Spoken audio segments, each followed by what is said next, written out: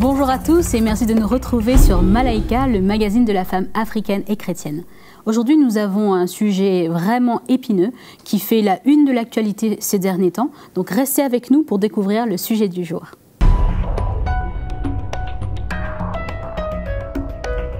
Donc voilà, vous avez découvert le sujet du jour. Aujourd'hui, nous allons parler de l'avortement ou interruption de grossesse. Vous allez voir que la question de la place de l'Église, quel est notre rôle en tant que chrétien par rapport à cette question épineuse, n'est pas toujours évidente. Et on va discuter de cela bien sûr avec Mama Audrey, Mama Janine et Magali, n'est-ce pas? C'est pas un sujet facile, Mama Audrey. Ah bah non, c'est très délicat, très fragile. Tout à fait. Et aujourd'hui, pour justement rentrer dans les détails, et nous avons le privilège d'avoir Dr Damien. Merci en tout cas d'être avec nous. Merci de m'avoir. Un habitué de Malaika. Oui, oui, tout à fait. On peut l'appeler le docteur de Malaika.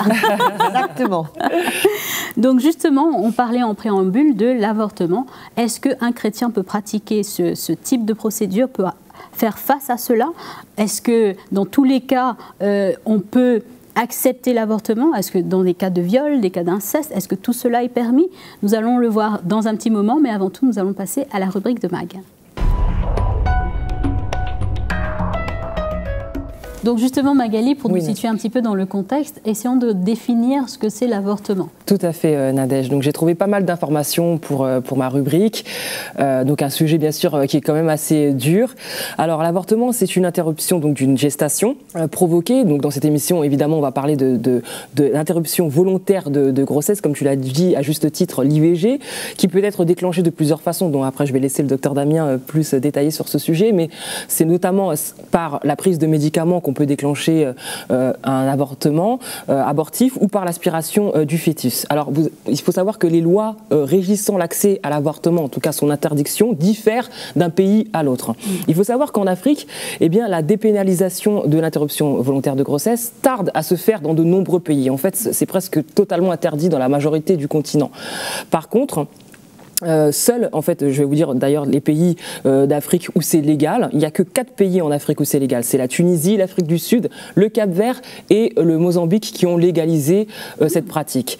Donc la situation reste bloquée ailleurs, en dépit des chiffres dramatiques de l'Organisation mondiale de la santé sur les taux de la mortalité maternelle liés à l'IVG clandestine. Ce sont ces chiffres qui sont les plus alarmants en fait, parce que c'est vrai que c'est pas légalisé dans beaucoup de pays, mais les gens le font, mais de manière vraiment dramatique. Voilà, tout à fait. Et donc les chiffres de l'Organisation mondiale de la santé sont vraiment éloquents. Sur les 6 millions d'avortements estimés chaque année à travers le continent, donc en Afrique, seulement 3% de ces avortements se font dans des conditions médicalisées et sûres pour les femmes. 3% sur 6 millions. Est-ce que vous vous rendez compte? Donc en gros, c'est pas permis, mais les gens le font en mode vraiment catastrophique. Alors par contre, vous avez aussi 25 pays d'Afrique où l'avortement est autorisé si la vie de la mère est en danger. 9 pays incluant par exemple les cas de viol et d'inceste, c'est le cas comme le Burkina Faso, le Soudan, le Zimbabwe, pour ne citer que ces pays-là. Et en outre aussi, dans 11 pays d'Afrique, l'avortement est légal en cas de malformation du fœtus. Donc ça va être également des pays comme le Burkina Faso, le Botswana, le Ghana, le Libéria qui permettent cela. Alors même dans les pays bien sûr où la loi l'autorise, l'avortement, dans certaines circonstances, comme je vous les ai évoquées, eh bien les femmes ont toutes les difficultés du monde à accéder à des IVG sécurisées. Alors par exemple, dans l'église en Afrique, évidemment, la pratique est fortement décriée par les pasteurs, bien sûr, mais par contre, comme l'a dit un coordinateur de Médecins du Monde à Kinshasa, je vous cite cette citation, le pasteur en Afrique a beaucoup plus d'influence par moment que la communauté ou les parents, c'est sûr, mais les jeunes qui ont la foi et qui ont des pratiques sexuelles et qui se retrouvent enceintes peuvent être exclus. Alors là, elles vont aller vers l'avortement, mais de manière vraiment catastrophique. Une autre citation aussi d'un médecin ivoirien connu en Côte d'Ivoire, qui s'appelle Augustin Saouré, et lui qui dit « Si les femmes n'ont pas besoin de leur grossesse, elles prendront tous les moyens pour l'avorter, et ce sont les mêmes en Afrique en général, c'est fait par les charlatans, les guérisseurs, qui ne sont pas du tout compétents en la matière évidemment, et on va retrouver les bébés dans les poubelles, on va retrouver les bébés sur les trottoirs, ou sinon ils vont être abandonnés, tout simplement. Donc voilà un petit peu le constat. Et donc c'est ce qu'il faut retenir en tout cas de ce que je viens de vous dire, c'est qu'en fait il y a énormément d'avortements qui sont pratiqués en Afrique, mais c'est fait dans des conditions dramatiques. Bien sûr. Voilà. En tout cas, ça fait un petit peu peur, ce constat. Et oui. Et justement, Maman Janine, est-ce qu'on a pu avoir des témoignages? Parce que c'est pas évident de témoigner de ce type. Oui, bien sûr, j'ai pu avoir un témoignage, Nadège, mais j'aimerais juste ajouter peut-être que à Kinshasa, en tout cas, c'est un tabou. C'est pas juste un problème, ça reste quand même un tabou. Il y a quelques cas recensés de femmes, Maman Audrey, de femmes mariées, qui se sont retrouvées en prison pour avoir eu recours à l'avortement sans que leur mari ne soit au courant. C'est un accident de parcours qui est très douloureux, il faut le savoir, hein, cet événement qui arrive dans la vie d'une femme, et souvent elles ont du mal à le placer dans leur histoire, et du coup qu'est-ce qu'elles vont faire? Elles vont l'occulter, elles vont avoir un sentiment de culpabilité, et dans les églises justement, ça arrive assez souvent quand on fait un appel à la prière, que des femmes s'avancent, et quelquefois des femmes, assez souvent dans les réunions, qui vont demander qu'on prie pour elles parce qu'elles ont eu recours à cette pratique et qu'elles culpabilisent et qu'elles se condamnent. Ce qu'on peut comprendre. Ce qu'on peut comprendre, oui. Mais juste par rapport à Kinshasa, les chiffres, pour aller un peu dans le sens que disait Magali, il faut savoir que près d'une grossesse sur 2 n'est pas désirée. Waouh. Une grossesse sur 2 quand même. Ah ouais. La contraception est complètement illégale pour les mineurs. Et l'avortement n'est pas autorisé par la loi, sauf en cas d'avortement thérapeutique ou en cas de viol et d'inceste. En 2016, à Kinshasa, plus de 6 grossesses sur 10 tombaient dans la catégorie de l'avortement. Je ne sais pas si vous pouvez imaginer. C'est énorme. Mais c'est véritablement énorme. Et là, je vais vous donner le témoignage d'une sœur que j'ai rencontrée qui a 5 ou 6 enfants, et quand elle est tombée enceinte du 7e, ça a été un drame, parce que son mari, qui est serviteur de Dieu, hein, qui prêche l'évangile, il a dit non, c'est pas possible. Il faut trouver une solution là. Hein, et il lui a proposé la solution d'avoir recours à l'avortement, et ça a été véritablement un drame pour elle. Elle est partie se confier à la femme du pasteur qui lui a dit non, il ne faut pas passer par ça, si vous voulez pas cet enfant, moi je prendrai l'enfant.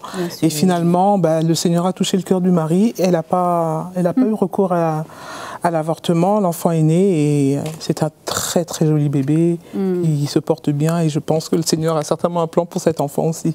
Ils l'ont appelé Moïse, c'est ça? Je leur demanderai. Maman Audrey, vraiment, cette question, elle crée la polémique. Parce qu'en tant que chrétien, parce que là, on a un témoignage chrétien, quelle serait notre position face à la vie? Parce que quelque part, et je vais poser la question ensuite après au docteur Damien pour tous les détails, quelle devrait être la position d'un chrétien face à cette question? Le cas du Seigneur est le même, hein, quand on voit le cas de Moïse, comment tous les enfants à cette époque, tous les enfants mâles étaient tués par les sages-femmes. Et c'était l'ordre du Pharaon. Mais comment cette dame, la maman de Moïse, n'a pas voulu se débarrasser de son enfant, même quitte à le mettre dans le ruisseau, dans un berceau, et faire confiance à Dieu jusqu'au bout. Et comment le Seigneur avait un plan extraordinaire pour cet enfant. Il s'est servi de lui pour libérer le peuple d'Israël du joug de l'Égypte. Bien sûr. Je crois que beaucoup d'entre elles sont des femmes désespérées. Sont des femmes qui n'ont pas d'issue. Elles ne connaissent pas le droit de l'homme, elles ne connaissent pas tout ça, ces femmes-là. Tout ce qu'elles savent, c'est la condition de vie réelle. Et comme dans le cas de ce que Maman Janine a parlé, le mari a dit il ne veut pas. Elles font quoi? Elles n'ont pas les moyens, elles ne connaissent pas la loi. C'est pas vraiment dans ce cas. Je crois que c'est beaucoup des femmes désespérées. Et malheureusement, on est qui, nous, pour leur dire de faire ou pas faire? On ne vit pas leur réalité. Mais le cœur du Seigneur, certainement, c'est que l'enfant vive et que l'enfant puisse grandir dans les meilleures conditions, avec l'amour de leurs parents, l'amour de la maman. Mais bien souvent, ce sont des enfants rejetés, des enfants pas désirés. Mais en tout cas, le Seigneur veut, il est pour la vie. Le Seigneur est pour la vie, c'est sûr que le Seigneur est pour la vie. Mais malheureusement, ces gens-là, ils décident de leur sort. Bien sûr, bien sûr. Ils décident eux-mêmes de ce qu'ils font, de la vie, de leur enfant, de la maison, de leurs conditions. Il y a qui te disent, la femme, cette maison lui appartient, elle fait ce qu'elle veut de la maison. L'enfant lui appartient, Donc elle en fait ce qu'elle... C'est même pas l'enfant du mari, c'est l'enfant lui appartient à elle. Oui. Elle fait ce qu'elle veut de l'enfant. Mais ça, je crois que tout ça, ça vient de quoi? De la dégradation de la moralité, de la disparition de la crainte de Dieu. Dieu n'existe plus sur la planète. Dieu n'est pratiquement plus sur la planète. Hein. Enfin, dans la pensée... Ben oui, pour beaucoup, Dieu n'existe plus. Beaucoup de pensées collectives. On ne va pas dire que Dieu n'existe pas. Mais pour la plupart des habitants, Dieu n'existe plus. Ils vivent leur vie, c'est l'humanisme, ils font leur loi, ce qui les arrange politiquement, globalement, et peu importe. Et ça te montre que c'est la déchéance de l'être humain, la déchéance du respect de la vie, la déchéance de la moralité, et ben, ça parle d'un style de vie où l'humain est rendu aujourd'hui. Bien sûr. Et moi, j'aimerais justement rebondir par rapport à un de ces arguments, c'est que la femme, quelque part, empêcher l'avortement, c'est de gâcher la vie des deux personnes. De malheureux. En fait, on décide qu'un va automatiquement être malheureux, donc l'autre doit mourir. C'est un petit peu, c'est un peu choquant. Et que l'autre aussi va être malheureux. Et voilà, c'est ça. Alors autant mourir avec les deux. Ouais. Donc justement, docteur Damien, avant de revenir sur ces notions de droit fondamental, etc., je veux juste pour comprendre, pour que nos téléspectateurs puissent situer, quels sont les différents types d'interruption de grossesse? Alors il y en a plusieurs. Alors notamment en France, il y a l'interruption volontaire de grossesse. Donc cette pratique peut se faire soit par médicament jusqu'à 7 semaines de grossesse et entre 7 et 9 par ovule. Et à partir de 9 semaines jusqu'à 12 semaines, on peut procéder à ce qu'on appelle une aspiration. Et donc là, c'est en milieu chirurgical. Après, il y a aussi, en dehors de l'IVG, donc qui est l'interruption volontaire de grossesse, il y a l'IMG, qui est l'interruption médicale de grossesse. Donc le fœtus présente une malformation, très grave évidemment, potentiellement mortelle, avec un risque de mort fœtale in utero ou mort à la naissance. Là, le conseil médical peut proposer d'interrompre cette grossesse avec évidemment l'accord de la maman et ou des parents. Des parents, oui. Et il y a l'ITG, donc l'interruption thérapeutique de grossesse. Donc là, il s'agit en fait d'un geste médical, chirurgical bien souvent, qui va interrompre une grossesse parce que la vie de la maman est en danger. Prenons le cas le plus classique, là, il y a une tension qui est extrêmement élevée chez la femme enceinte, et si on ne retire pas le fœtus en urgence, eh ben, il y a un risque que la maman meure. Après, évidemment, si le fœtus est viable, forcément, il y aura tout qui sera mis en œuvre pour que, suite à la césarienne, l'enfant soit réanimé, en réanimation, etc. Et j'aimerais poser la question, parce que la notion de vie est assez relative, hein, parce que du coup, quelque part, pour revenir à la notion de droit, c'est presque la vie de la maman, son droit prime sur le droit de l'enfant. À quel moment on peut dire qu'il y a de la vie dans ce fœtus ?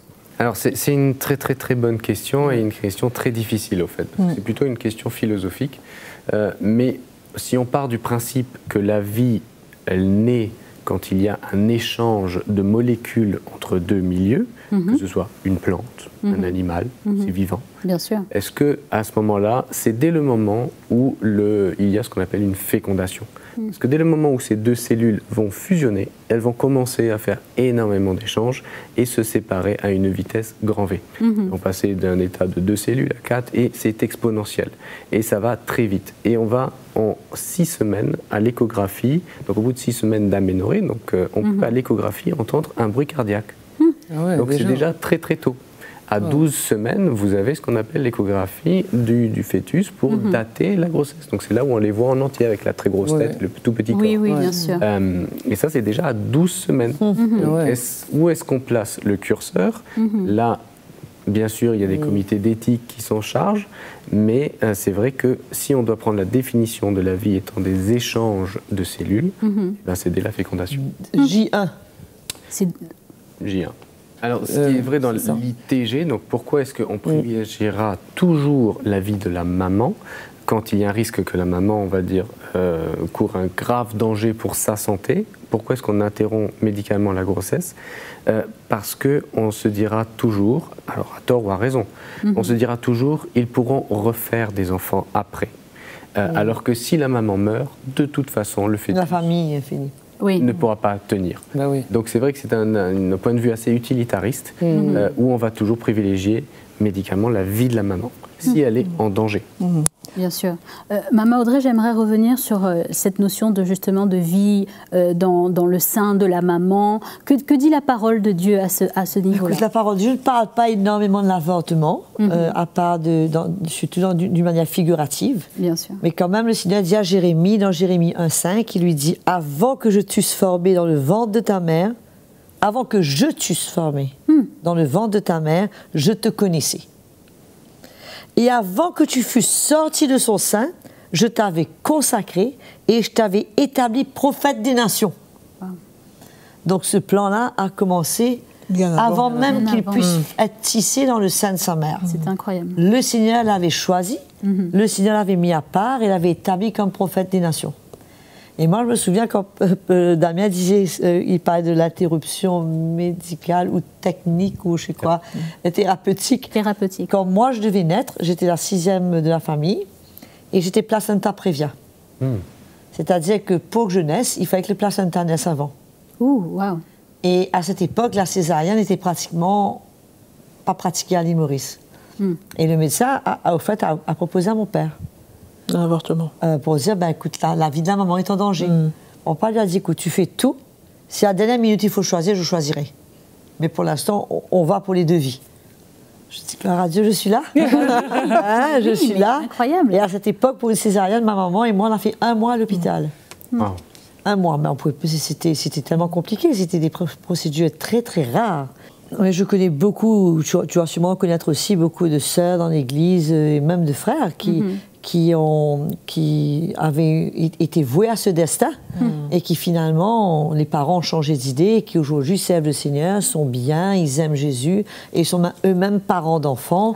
Et c'est des histoires qui se terminent merveilleusement bien et même d'autres qui avaient aucune espérance médicalement. Wow. Mais le Seigneur n'est pas limité. Oui. La médecine, bien sûr, elle connaît beaucoup de choses, la médecine. Ils ont fait des progrès immenses.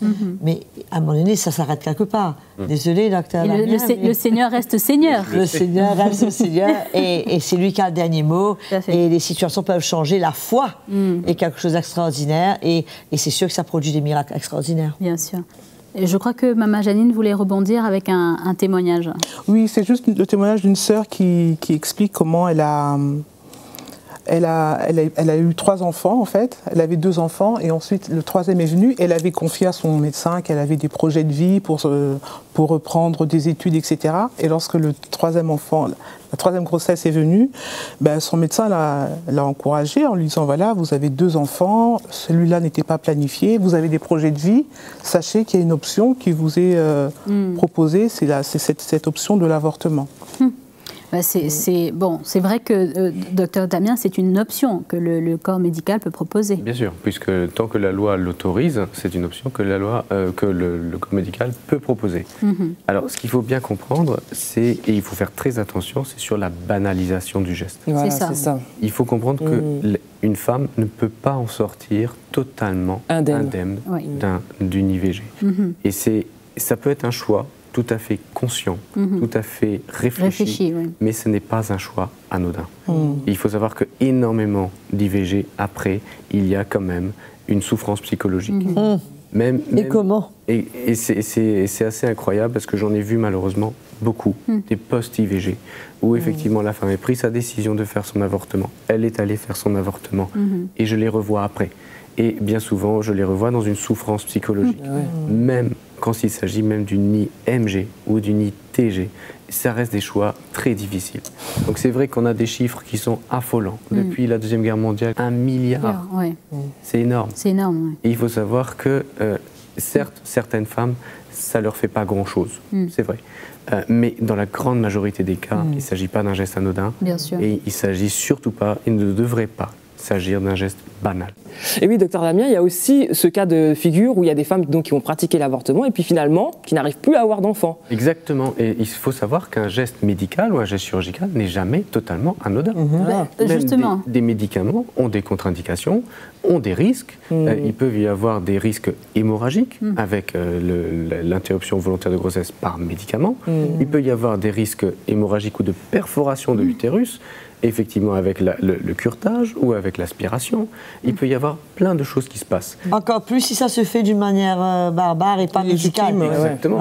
C'est le cas en Afrique, et généralement. Après, il faut savoir qu'il y a certaines femmes qui ont recours plusieurs fois dans leur vie. Et là, ça montre un autre problème. Ça veut dire qu'il faudrait être là en amont et vraiment proposer, on va dire, une contraception efficace et qui soit adaptée à la femme. Donc justement, docteur Damien, hors antenne, vous nous parliez de la patiente qui était venue vous voir et qui était à sa 4e grossesse, son 4e enfant, et qui vous a posé une question. Est-ce que vous pouvez nous donner plus de détails? Oui, alors ça c'est un cas très personnel.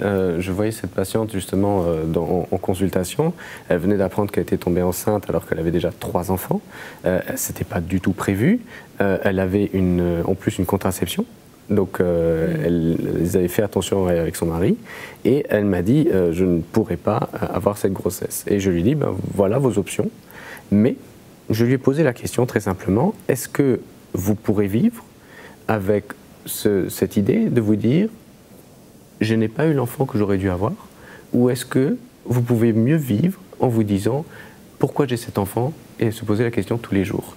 Et elle m'a dit, je ne pourrais pas vivre, c'est elle-même qui me l'a dit, avec ce poids sur ma conscience d'avoir interrompu la vie de mon 4e enfant. Donc Incroyable. elle avait déjà intégré cette grossesse comme étant son futur enfant. Bien sûr. Et il faut savoir que cette dame avait plus de 36 ans, qu'il y avait un fort risque aussi de trisomie 21, Bien sûr. de malformation du fœtus. Et pour la petite histoire, cet enfant-là, je le revois très bientôt en consultation, parce qu'elle va très bien. Donc il s'agit d'un 4e enfant, voilà. une fille, et qui va très bien, Très, très qui porte bien. comme un charme. Et les parents sont ravis. Ah ben voilà. Moi, j'admire la prise de conscience de cette femme. Et j'ai une autre question, Maman Audrey, qui justement peut créer de la polémique. C'est est-ce que le fait de choisir d'interrompre une grossesse en tant que femme, en tant que future mère, c'est de se prendre pour Dieu quelque part, de choisir qui doit mourir et qui doit vivre? Je pense qu'il s'agit, on peut dire, de la lumière que la personne a elle-même, de ce que la volonté de Dieu est, de comment Dieu voit la chose, et de ce, comme disait le docteur Damien, est-ce qu'elle pourra vivre avec? Est-ce que ça va devenir un sujet de conscience? C'est personnel. Hein. C'est ça qui est l'affaire. Est-ce que ça va lui devenir par la suite quelque chose qui va l'emmener à vivre dans une condamnation, avec un sentiment de culpabilité, parce qu'elle a une conscience qui est éveillée par rapport à ça? Alors donc, c'est une question très très personnelle, qui est difficile à dire.